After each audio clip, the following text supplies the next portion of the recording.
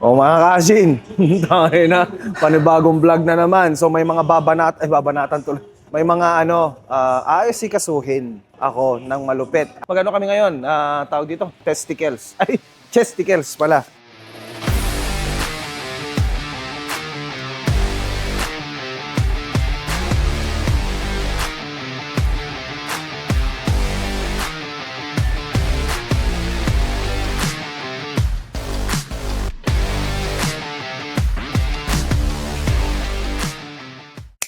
Ayan na naman si Boss Jeff. Pinakamalupit sa amin. Kasi ano na yan eh. Maraming bala yan. At eto naman si Loverboy. Ayan, si Loverboy, Kyle. Boss Kyle. Hey! Wag natin pakilala. Isa yung kupal eh. Hindi pala. Eto ang pinakamabait sa amin. Yan, Yes po, kuya. Oh, yan. Yes. Mayabang yan. Tignan Kapampangan natin ako, yabang. boy. Tignan natin yabang niya ngayon. So mga kasin, papanatan ko talaga itong tatlong ito, mayabang sila. O sige, doon na tayo. Tapos mamaya mga kasin, pag-uusapan natin yung cheat day. Cheat day, entado. Hindi na cheat day ginagawa mo, cheat life na yan. Puro ka next week, sa Lunes na nung petsa na ngayon. Sige, kita-kita tayo doon mga boy. O yan mga kasin, na si Boss Jeff. So nagre-reklamo sila mga kasing kasi ito pagod kasi galing trabaho pa to. O ilan yung oras yung biyahe mo papunta dito? Okay, that's good. O 30 minutes yung biyahe. Nagre-reklamo pagod. Ito daw. Pagod din to. Nagtrabaho din ako. Pagod Trabaho din to. Galing trabaho ikaw. Galing ka trabaho? Kagising ko. Kagising. Ito, nagre-reklamo to mga tayo. Ako nasa trabaho pa ako. Tinuturuan ko to eh. Paano? Anyways mga kasing. So unang exercise natin is incline press. Yan, bossing. Okay, ikaw na, boss mapagmahal. Sige, banatan mo, boss. So, ang titignan nyo, mga kasing pare-parehas kami nang gagawin kasi isang incline press, isang flat press, tapos horizontal adduction, mga kasing, tapos Bulgarian. Ano sa Bulgarian? Chest ba yun? Sorry, wrong send. My faults. Sorry. Nag-warm up lang muna kami mga kasing. Ayan, yan na si Boss Kyle. So mga kasing, dapat mag-warm up kayo. Dapat pinapainit nyo yung mga dapat pinapainit. What? Alalakas naman itong mga kliyente ko. Sino bang coach nyo? Ba't ang gaganda ng mga katawan nyo? Sino coach nyo? Si John Lennon. Kagi. Pag ganon. Ano nyo? Wala na si JP Sick. Walang bigote. Sino yun? Who the fuck is that? So mga kasi ito yung warm-up ni Boss Kyle.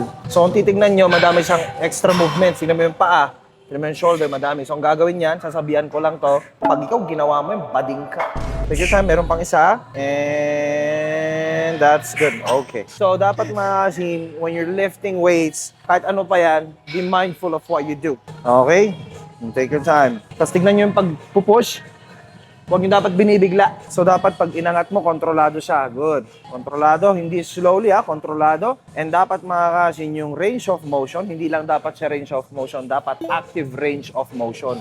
Yun. Kaya mo yung gawin ng 12 times, 12 to 15. Ibig sabihin nun magaan. Bigatan mo.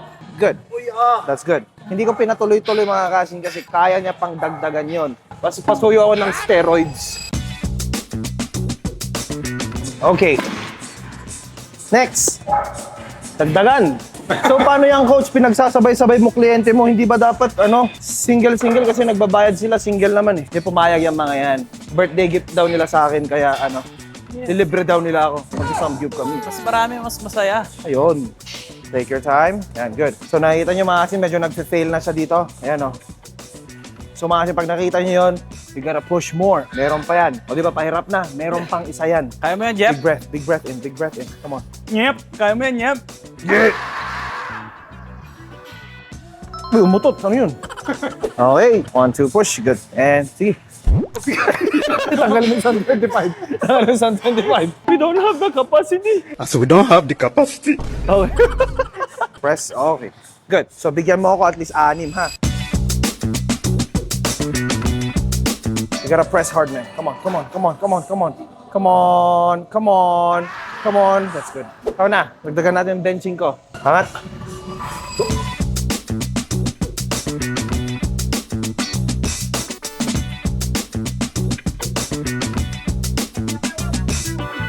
Keep going. Sorry. Sapa. Angat mo, boy. So yan. Ay, Good work. Since ang topic natin cheat day, ay ikaw muna, may cheat day ka ba? meron. Kailan? Parang everyday ah. Hindi, every 2 weeks. Pero may sinabi ba ako sa'yo na eto yung cheat day nyo, eto yung cheat day nyo? May Wala. sinabi, nakakain mo lahat ng gusto mo? Oo naman. Sustainable ba? Yes. O, tanongin din natin to. Boy, may cheat day ka ba? Magsinungaling? Magsinungaling ka? Kahapon lang. Ay, utang ina mo. Okay, so may cheat day ka ba? Yung totoo? Meron. May cheat day ka ba? Kailan? Depende kung ano matripan. Pero may sinabi ba akong may cheat day ka? Wala. Nakakain mo ba lahat ng gusto mo? Nakakain din. Ako rin mismo gumagawa nung pagkain ko. Pero sinusunod mo mainly yung mga sinasabi ko, Yeah. di ba? Si Boss Jeff naman, as long as hindi ka nag-cheat sa mahal mo, yun yung importante, di ba? May mahal ka na ba? Di ba yun ba yun? Hindi, may cheat day ka ba, boy? Meron naman. May cheat day ka. Sinasabi ko ba kung kailan yung cheat day mo? Hindi. Okay, mga kasing tignan nyo ha. Hindi ko sinasabi kung kailan sila mag-cheat day. Pala decision tong mga to eh. Tartado. So hindi mga kasing kasi nga, hindi mo naman kailangan ng designated cheat day kasi you can eat whatever you want. Kasi the reason why nag-fail yung mga nutrition plan nyo kasi akala nyo sa pagkain reward. Eto, pinipilit ko ang kumakain tong mga to eh. Kami kasi, naturuan na ng discipline. Kahit mag-cheat day kami, pahirapan na rin mag-cheat day. Oo, Yun kasi... yung guilty, nagigilty ako. Oo, nagigilty ka pag nag-cheat day ka. Kasi mga kasin, ang main issue kasi dito is, alam niyo yung next week na? Alam niyo yun? Yung next week na ako magda-diet. Kunwari, Saturday ngayon, magsasamgyup kami. Di ba? Samgyup tayo mamaya. Ngayon, siyempre Saturday.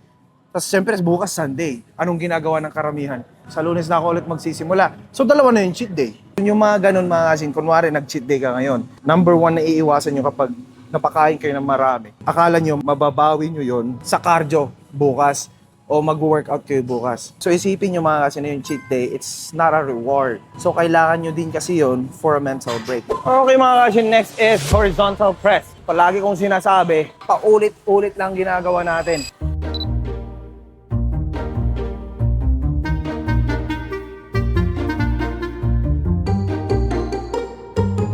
Press and good work.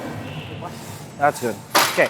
So yun mga kashin, masyadong marami yung repetitions. So he can do heavier. So dun kasi mostly mistake ng karamihan kasi hindi sila nagdadagdag. Kunwari sa second workout mo, you don't have to warm up anymore because you're already warm. Mga kashin, lahat ng mga kliyente ko, same movement patterns. You don't have to do fancy shit.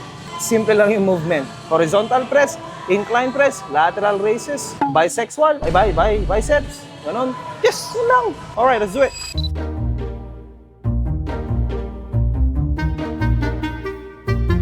Okay. Tignan natin kay Boss Kyle. And that's good.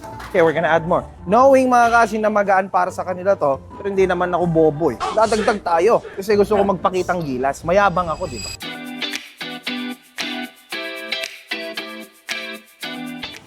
God damn it. Okay. So ito, mga kasing, yung titignan nyo yung pinky boy, ganito mo siya. Pag sinasara mo, para mo siyang ginaganito. Kung titignan nyo mga kasing, tignan mo yung shoulder naggaganon na siya. Good shit. So stop, kasi ang nagte-take over na is yung anterior delts.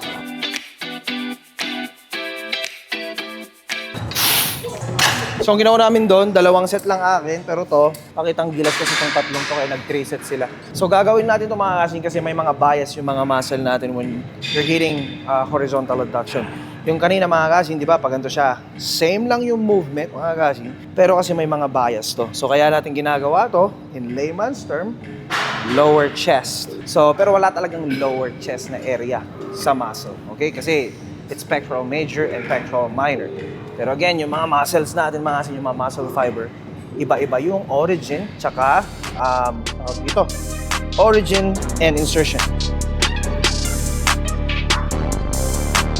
The reason why ginagamitan natin ito mga kasing is to fix the muscle imbalance. So tara.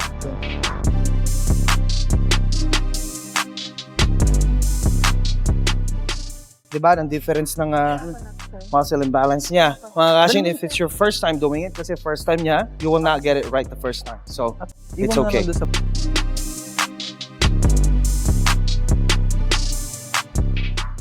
Isa pa.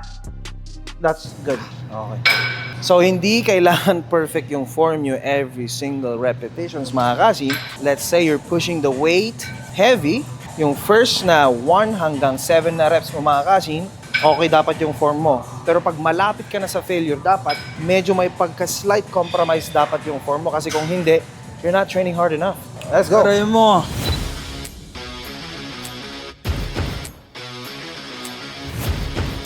So kapag hindi kayo sanay sa mga gantong movement mga kashin, ang gagawin nyo, just do a lot of repetitions muna for you to master the movement.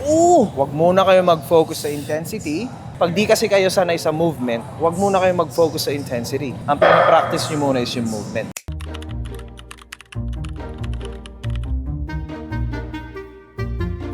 Oh, mga kashin, so yun. Tapos na kami mag-cheat day, mga kashin. So kung di nyo alam, nag-samgyup kami. Mga kashin, dami namin nakain. Tapos tong si Jeff, hindi pa luto, mga kashin. Hindi pa luto yan. So, tantado, hindi pa nga tayo nakakaupo eh. Nasa waiting list pa kami, nandun pala, nag-aantay pa kami. Nakikitable na, gumagano. Hindi pa ba luto yun? Tantado, hindi atin yun. Tapos after nun, mga kashin, nag-ice cream pa kami. Sarap. So yun, mga kashin, alam nyo ba? Ito yung karamihan na ginagawa nyo na dapat di nyo ginagawa. Ha? Titigas ng ulo nyo. When you do a cheat day, mga kashin, huwag niyong bawiing kinabukasan. Ang ibig kong sabihin doon, mga kashin, is that you don't have to do extra cardio tomorrow. Nagigilty kayo, akala niyo mababurn niyo kung ano yung kinain niyo kahapon. Hindi ganun yun. Kung ano yung mistake mo, past is past. Move on, mga kashin. Yung mga clients ko kasi, mga kashin, wala silang specific na cheat day or cheat meal.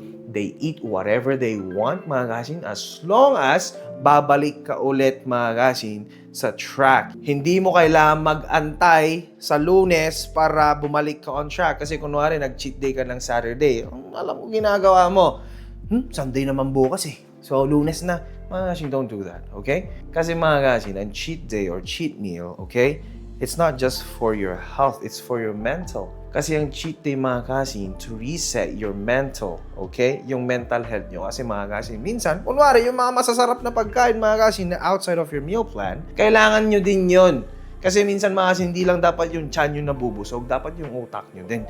So, yun. When it comes to cheating, mga kashin, sa pagkain na, hindi sa relasyon, ibang cheating yun, huwag na huwag mong gagawin yun, gagawin ka papahuli. Ha? Sino yun? Hindi ako, demonyo.